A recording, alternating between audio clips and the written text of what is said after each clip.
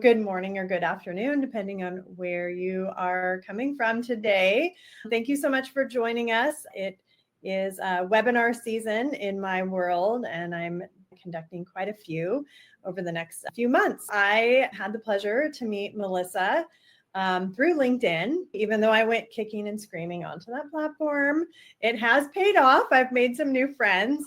If you are new here, I'm Stacey Salyer, Property Management Strategist, but my friends call me the Slayer, so you guys can call me that as well. I hope to see some of you in person at some conferences coming up. Melissa Foyles, did I pronounce that correctly? Mm-hmm. Awesome. Yep. Introduce yourself and let's jump in after that.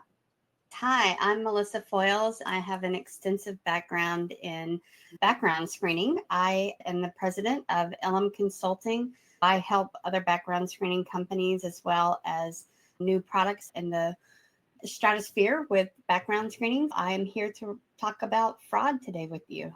Yeah, fun topic, right? And just a couple housekeeping items. We do have a chat, so feel free to throw questions into the chat. You're welcome to say hi, tell us where you're from, whatever. I am wearing my reading glasses, so I will be able to actually see what you type. Feel free to pop questions in there. And I guess we can kind of just jump in as far as talking about fraud. I know you originally contacted me because you're working with a company because you're a consultant, right? On a new platform. So I don't know if you want to start there and talk a little bit about that. Yeah, like I said, I typically work with background screening and tenant screening and employment background screening, which is pretty much the norm with landlords are screening their tenants or employers are screening their employees. But I was able to meet up with a interesting group called My Smart Renter that they actually go the opposite way. So it is a tool that renters and also property managers for due diligence can go in and use their services to check on the property owner so that you're checking to make sure that the properties are legitimate, that they are who they say they are, and also to see if the owners have if they're in foreclosure or if there's any criminal information on that individual. So it gives the renter more empowerment to make sure that they are dealing with a legitimate individual and someone that they want to actually rent from. It's a new concept that has not really been in the rental space in the past. We're excited to see how this works and will help out renters to help to keep from succumbing to any kind of fraud or scams. I know when we connected on LinkedIn, it was earlier this year. I found that really fascinating because I've been in the business for a couple decades. And really, I haven't seen any products out there like that. So have you officially launched it as far as like working with people, or how does that work? Yes. So it started back in 2020. And with the first iteration, the team found some areas where they could fill gaps. And so we have gotten a group of experts in the background screening world with real live data that is up to date. There's a lot of times when people are doing background checks, these instant background checks online. Usually it's canned data that's been purchased who knows how long ago, 6 months ago, a year ago, 5 years ago. So you don't know how up to date that information is. So we got the most up-to-date information that's refreshed daily. It does give real live information. We revamped, went in and got the whole team together of experts that understand the space and have come and brought and put together a fantastic product. We're now partnering with other background screening companies, working with real estate agents. We're also working, hopefully we have a deal that's coming through with one of the vacation rental spaces globally. We are getting that footprint out there. Excited to share it with you today. Yeah, that's cool. So I know probably most people join because rental fraud is huge. I mean, and it has been forever. Way back in the day, I posted ads on Craigslist for rentals and ads were scammed back then. But I feel like the scammers have just taken it to a whole new level. So based on your background, I guess maybe do you want to run us through like what are some of the biggest fraud issues, maybe how business owners could immediately make some adjustments on what they're doing? Yeah. So with the AI that's out there and just the different tools that are out there to make things look more legitimate, one of the biggest rental scams is spoofing other legitimate listings that are either for sale, recently sold, or for rent. So that's an area where we're finding a lot of fraud that is occurring. And you're seeing that on legitimate platforms such as Zillow. I mean, you mentioned Craigslist, which people are still using, which is wild. But then there's also like Facebook Marketplace is riddled with fraud. And the thing is that it's really going after the most vulnerable in the population that are looking for the least expensive housing. It's very unfortunate. One of the things we talk about as far as looking out to see if it looks legitimate or not is going back to look at property information to see, like, is this property, if they're saying it's a 4-bedroom, 3-bath, and you look it up online for the property records, it may say it's a 2-bedroom, 1-bath or something like that. So that's a really easy way to go back and do a side-by-side comparison. And that's something everyone can do to make sure. But there's also a lot of telltale things that happen with those frauds where the scammer is either they're out of the country or they had a family member that's sick and they can't be there to help and they just want to offload the property really quickly, and they're pressuring to hurry up, drive by it and give a deposit and just demanding all of this information before they show the property. So there's a lot of good telltale signs. Again, mentioning Zillow, they have great resources already out there to say things to look out for. If it's a 3,000 square foot home that's renting for $800, pretty good indication that it's a fraudulent post. But a lot of times now, I mean, you've seen it, Stacey, they're getting better and better, right, at putting out properties that look legitimate, especially now with students going back to school. The 18 to 24 range is getting hit by scams more and more. That's in the top 5 scams that are happening to that age group. And it can be over $1,000 and how much money that they lose in that age bracket.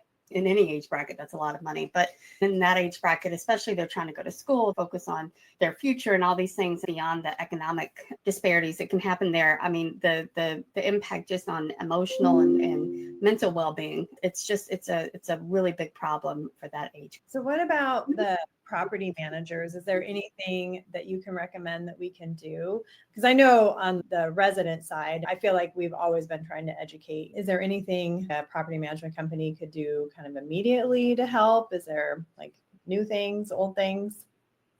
So with the product I was talking about, it does a comparison down to the parcel to one, just to let you know that when, say, you're an owner is coming to you to be listed or that they want you to manage their property, that they would be able to provide, or you would be able to see that information, one, to see if the parcel matches the ownership. Also, if you have a property owner going through foreclosure and they're collecting rents, you can actually do a monitoring kind of a situation where you can check to see. So if there's any kind of bankruptcies that pop up or foreclosure information or liens or anything like that, to where a property manager would be able to see that type of information so that they can keep an eye on the health of that property owner. Oh, that's cool. That would have been really helpful back in the day. So yeah, let's see. I think there's a question. It says, can you direct us to data about rental scams, the prevalence, and which demographics are most affected? I can supply some links to the surveys. Rently had a great survey in 2024 that had a lot of great information as far as percentages and also how the population feels about their platforms. In that 2024 survey, a lot of the survey takers actually said that they felt like the online platforms themselves and the property owners were responsible for helping to secure them from fraud and fraudulent postings. It was over like 60% that was putting the onus onto the electronic platforms, which a lot of times, especially in the world of online platforms with no human interaction, tend to take a hands-off approach, the buyers beware type of approach. So with the property managers, that's where we would be able to work more to help with vetting those properties. With My Smart Renter, we have the actual live logo you can click on to show that as of September 24th, this is a legitimate posting. That's the process that we have in place. So I guess, because there are some other questions too, My Smart Renter is definitely new and upcoming and very cool because you've showed me some of the background. But going back to basics, is there any tips or tricks that you have, especially coming from your background? On the flip side, when we're doing background investigations on residents, do you have any tips and tricks on that? Like, because I know fake pay stubs are one. I guess we could talk about that. And then maybe on the flip side for advertising. Yeah, so to the fake pay stubs, I mean, using a legitimate tenant screener, there's a lot of great background screeners that focus solely on tenant screening. So they have tools in place. There's a lot of new and up and coming AI tools that are out there that are helping to identify with the pay stubs. There's also some really cool things happening with being able to go straight to the IRS for information.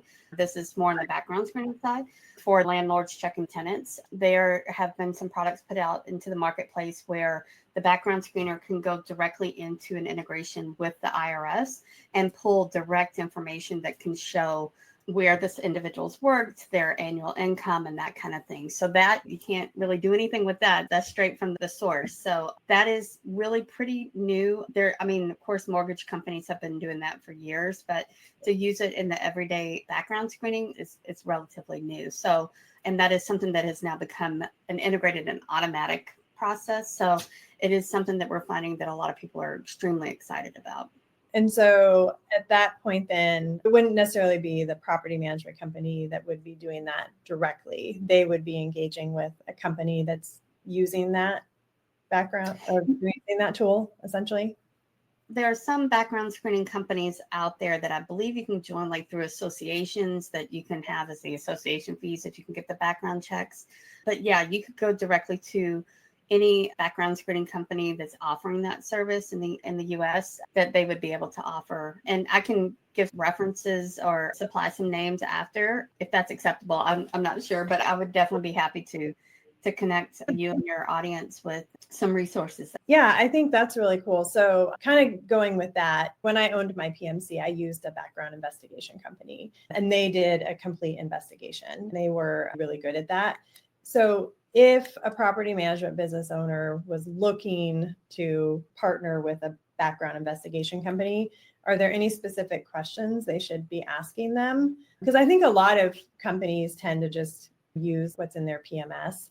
I did not do that because I was in Washington State and our landlord tenant laws made it very hard to get people out. And so I felt I had to use the best of the best. Are there specific questions that a business owner should ask a background investigation company so that they know if they're getting something really worthwhile or not? It's funny, I'm actually doing a presentation on this with the Professional Background Screening Association in October. I just put the link in there, pbsa.org. This is a tool that anyone can go to try to find. If you can go into the directory, you can find tenant screeners as well as employment screeners if you're large enough that you want to screen potential employees. But there are some good questions to ask as far as, what their stance is on the Fair Credit Reporting Act. There's different standards. And again, I've kind of come more from the world of employment screening. So tenant screening in years past wasn't as stringent as the employment screening side, but it has become increasingly more regulated and there's more restrictions and requirements for tenant screeners. So I might have some tenant screeners that might argue with me on this, but you really don't want just straight database searches for your tenants. You want to have a screener that goes and verifies hits. So like for your criminal information, making sure that you're not going based off of a database that may provide false or outdated information. Organization or jurisdictions that are starting to expunge and seal past records past a certain date. It's really important to make sure that the background screening provider you're working with has a solid policy on how they're reporting out that information, that they're telling you where they're getting their information. I mean, they may not tell you which vendors they're using and data sources, but to give you information as far as what they are looking for or how they're getting that information, if it's coming from governmental sources, if it's proprietary sources, things like that. Yeah, exactly, Seattle. I feel your pain, Lee. Managing in Washington State, the whole West Coast is very complicated.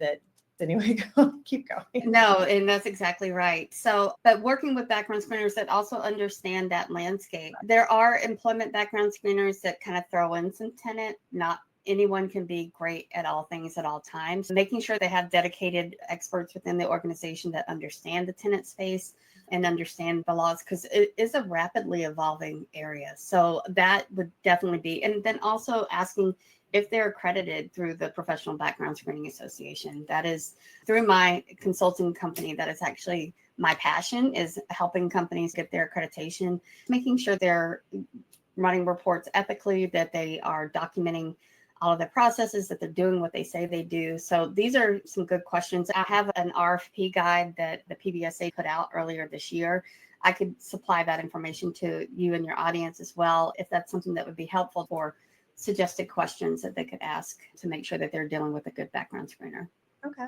And then, so do you have any tips and tricks for property management business owners where they can mitigate fraud quickly? I know it used to be back in the day, watermarking photos, like we would put our whole company name across the whole photo. The scammers are they'll just take our ad, decrease the rental rate, and set up their own Venmo or whatever. Do you have any tips or tricks? Is there anything that we could be doing different? Well, with My Smart Renter having the live logo, right now there's very limited, and you may have some on your side that you know of as well. I'm definitely welcome to talk about that. But what we found, using anything that's static that you can copy and paste or have a flat image, those things are very easy to replicate. So trying to figure out ways of having information where you can click on the report and see that it's up to date as of this past month, using something like that to where you're doing a monitoring to make sure that as of this date, it's showing that it's going to a live credential. And I think that's going across the board, that those types of credentials we're seeing all over LinkedIn and other credentialing processes, that they're actually using those types of live credentials, because the scammers are probably already working on that as well. I just don't know, as far as we try to get one step ahead, they're always 3 steps ahead with that. But making sure that you are vetting the properties, doing background checks of the people that you are doing business, doing due diligence as far as your KYC when you are working with your property owners, that if they are LLC or a corporation, that you're getting like articles of incorporation, making sure they're still up to date. Things like that, making sure that you have individuals that you can actually contact. That's been part of the KYC. If you have a phone number that actually reaches Stacey, and if I have to leave a message with Stacey, you call back showing your phone number that you provided. It's getting harder with that. Another thing, if you're dealing with your owners, there are identity verification tools in place. You can use identity verification tools that will tell you this person is who they say they are using facial recognition. There's consent processes in place for that. And that's a little different from doing just a tenant screening. So they're always checking with your legal counsel to make sure that everything you're doing is within the confines of the law. But there are more and more identity verification.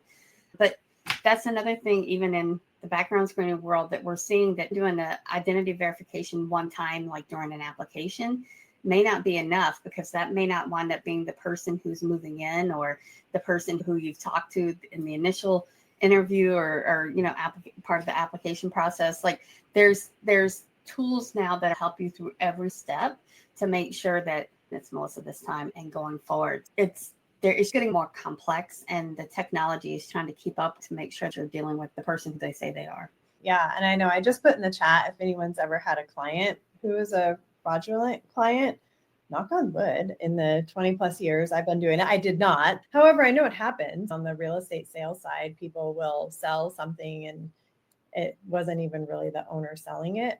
So basically what you're saying is it's really important to run background check essentially on the client and then a background check on the resident. Our jobs just got doubly hard, which is the name of property management. That makes sense. Our clients, maybe we're not doing so much due diligence. If somebody can put in the chat if they have a specific process on due diligence for clients, that'd be interesting to talk about. Do you have a generic checklist of everything a property management company should be getting from a client when signing a contract? A lot of times when we talk about rental fraud, we don't think of it in that way, but that is a part of fraud. Yeah, and from our team, I can check and see if we have something like that in place. I can supply it after the call. I'll definitely check with my team. Okay. Yeah, because that would be fun to take a look at from the client side. A lot of us have basic checklists, but if you double check ID, I know some companies out there don't do that. That would be very helpful on the property management business owner side. As far as, I'm just trying to think of any other fraud things. So have you ever seen, what's the craziest thing you've seen out there fraud wise? People love stories. This goes a little bit outside of what we were talking about with the postings. The CEO of My Smart Runner, George Janelle, loves to play with scammers. He has engaged a few times to actually scam the scammer to see if they would, since they kept insisting he paid by Venmo, that he could get their Venmo. Anyway, he was messing with them on that. But one of the things that he found that was really quite interesting was the scammer who actually had the property. He was the owner, but he had a rental agreement that was pretty distasteful, that included sexual favors that the renters, because like he rented rooms, that they were required to engage. And, one of the things as a renter, make sure you're reading your rental agreement. Of course, that's not enforceable, but actually had it written in the actual agreement. So that was just something of looking at the nefarious landlords and things of that nature. The fact that they had the audacity to even write that down in a legal agreement was just beyond the pale. I know I've engaged a few times with the scammers as well, just where I had one that was here in the Atlanta region. It was that $800 price point that had a 4-bedroom house. It was beautiful. If you know Atlanta, there's nothing like that for $800 in this area. I don't think probably anywhere in the US. No, not anymore. But when we were talking, everything was urgent. I need you to cash out me the money to make sure that you get this in and you can move in next week, but you have to give me the first, last, and security. And everything was just very urgent. And then when I started to ask questions, they went silent. But we've seen a consistent pattern, that urgency and the resistance to meeting in person. From a landlord perspective, with doing the rentals and doing the background checks on their tenants, there's been things all over the map as far as the criminal histories, those that had just a string of evictions and were still being chased from the last properties that they were in to pay back. I had a friend, just on a personal level, that had someone move in with him, and that everything was about, well, I have disability checks that are going to be coming in next month and I'll pay you that for all the back pay. People come up with the wildest stories they can. I'm sure you've had experiences on the squatter side of those that come up with every excuse in the book of why they don't have to pay. It's honestly just the whole landscape. It's kind of scary when you're looking at it, but from every point of view, there can be a problem as far as those that are trying to either steal money or not pay the money. It's a wild landscape. Yeah. And I think that's the challenge when you own a property management business. I mean, probably everybody listening here, they're at least in property management, probably a leadership role in some form or fashion. I mean, there's so much to keep track of, landlord tenant law and all the things. I mean, move in, move outs, renewals, rent increases, all the stuff. So yeah, I guess a lot of times people are looking for any quick tip on how to delay fraud or mitigate it. Like we did have a squatter, actually, before I left the day-to-day, we did have a squatter issue. And, it just was one of those things where they scammed one of our ads. They rented it to this unsuspecting couple who paid a lot of money. Locksmith, and I'm using air quotes if anybody's just listening, met them at the property, broke them in and gave them new keys. Unfortunately, even though we had signage on the property that said leading edge property management, people are going to believe what they want to believe. I've heard different tips and tricks, like putting your company signage like in the refrigerator and like in random places that maybe, like if somebody has broken in and removed some signage ahead of time.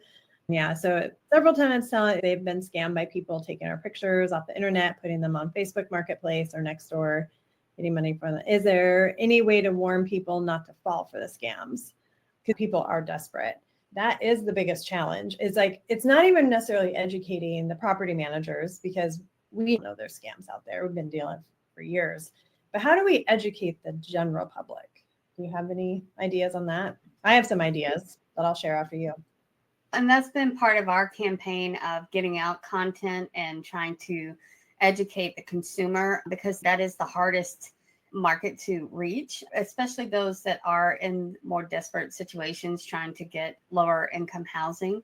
But that has been part of what my Smart Runner team has been working on, just widespread content sharing as far as TikTok, Facebook, Instagram, all of those different platforms. We have a much younger demographic on the team working on that, not me, because I'm too old to understand all the platforms, but they're out there trying to make some interesting content. And I think that anyone in the real estate world can be putting out information that's educating. Those are usually going to be the least likely to get the message, right? Because they're just looking for housing.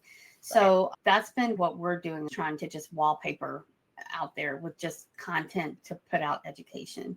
There are resources within universities. They're starting to look at this as a mental health issue as well, just because of the impact that scams can have on your mental health. So they're looking at it from that perspective as well. We have been also pairing up with universities, but universities in general have been working on this in their housing for years, trying to just warn renters and going to legitimate sites and, making sure you are going through and doing a very thorough due diligence. And as far as like with the pictures, I would love to hear what your suggestions are on that, because we're finding that it's, using that live link to show that it has been vetted and that it is the real property. That's what's working. But I would love to hear what you have. Mine was really around content creation, being able to differentiate yourself in your market. I'm a huge believer in content creation. So that does add an extra layer of work onto the team, creating those videos. And you mentioned TikTok, like going where your clients are when you're doing that content creation, maybe that education of, hey, this is what this house would really be renting for, or even showing a scammed ad on a quick video. If you did like a quick talking head video, 30-second, use it with a green screen in the background, putting that on TikTok, Instagram, and Facebook. That's probably where our residents are. I mean, that's where most people are on social media. But TikTok is a good one. I didn't even think of that one. It's really easy to make those platforms do that. So I think that would be a good idea, because it's kind of all need to get in it together to try and alleviate the fraud, because it is impacting, the people that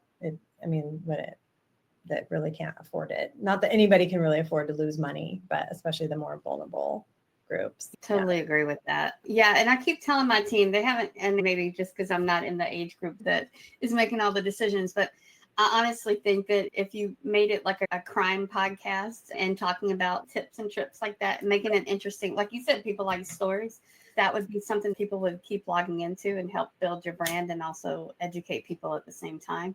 To me, I think that would be interesting, because everybody loves a good crime podcast. It's like the wife is sitting there listening to the murder podcast or whatever. Somebody has an example. You see, I showed up to my rental to find furniture in it. There were brand new locks in the garage waiting to be installed. I was able to take my home back immediately. It took weeks for this person to come and retrieve their belongings. Ultimately, I think she was a scammer. The whole trailer park showed up to move her. It was scary. She said someone held an open house and rented it to her. Yeah. So that's kind of what happened. Unfortunately, it was a scammer that moved people in. Oh, you are installing keyless entry now. Okay. Yeah. That's actually a good idea. There's so many different ideas, and I think we try and stay ahead of them. Keyless. I know I've heard back and forth on, showing homes unassisted or not. For a long time, I held on to like, oh, we need to show in person. Then we eventually moved to showing unassisted, and didn't really have any extra problems. If somebody wants to break in and rent, they're going to do that. One other thing I would recommend is legislation. One positive that Washington State actually has is we are able to sign an affidavit with the police department if we can prove that the person in there has not actually rented, like they're truly not a tenant of ours. So in that squatter case I had, we were able to get them moved out immediately. It wasn't even 24 hours, and the police assisted with that. Thankfully, it wasn't a horrible situation. There was no guns or knives involved. But at the same time, we were able to sign off on an affidavit and get the police to help us assist. So I will say, not to add to everybody's plate, but if you can get your state to create some legislation like that, it does help. It doesn't mitigate the whole fraud part of it, but it can help you in your job. That's one positive regulation that Washington State has. That's good to know. And I think that's a good point as far as legislation, having the legislators understand what's going on and be passionate about it. I'm not sure if with the property management, if you guys have like an advocacy day that you ever go to the Hill to talk about things of that nature. That is something that with the Background Screening Association, we are dedicated to every year doing that type of messaging. So if there's ever anything that we can help with on the behalf of property, if it aligns, we'd love to help support that. Yep. And then Jeanette still likes to show in person because she wants to see if their car's full of McDonald's wrappers. And I love that. So Jeanette, if you met me, my car is usually full of Starbucks cups. I try not to be too messy, but it can indicate for sure. There's so many different things out there. I'm just curious if anybody else has any other questions. Otherwise, we'll probably wrap up. And if you want to add anything in closing. I did speak with George prior to this webinar. So he did say if any of your listeners wanted to try out the Smart Runner product to check it out for yourselves, we would do a 60% off. The code is Stacey60. That would give anyone here 60% off. If any of you have questions for a reputable tenant screener, I'm happy to connect you with some background screeners that would be happy to help you with your screening for your property owners or your tenants. Yeah, you can send me information. We can send it out when we send out the replay. We usually edit these and then send them out in about a week or so. I would just like to say thank you for everybody for coming and listening. I am reopening my community, and in my community, we go a little bit deeper and have different topics each month that help you future-proof your property management company. I have some VIP bonuses for the first 25 that end up joining. Feel free to scan the QR code. You can get on the wait list. Doors reopen October 17th, and they will be closing on the 30th of October. So thank you, everybody, for coming today. Replay will be sent out in about a week. If you have any other questions, feel free to send me an email. If you have questions for Melissa and didn't catch her contact info, you can get a hold of me and I will connect you as well. I look forward to seeing more about the My Smart Renter because I think it is important to do investigations on both sides. Well, thank you, Stacey. I really appreciate having the chance to chat with you and your audience. All right. Have a great day, everybody. And let's go crush the fraud out there. See what we can do.